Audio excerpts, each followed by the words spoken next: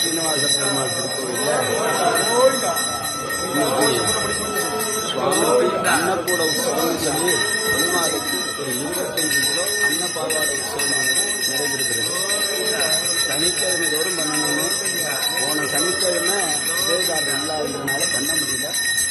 இந்த வாரம் இன்னைக்கு ஒரு விஜயகாரன் பிறந்த நாள், அதனால அன்னக்கூட உற்சவமானது நடக்கிறது. அந்த அன்னக்கூட உற்சவத்தை இன்னைக்கு சுவாமிக்கு அன்னக்கூட உற்சவமானது நடைபெறுகிறது.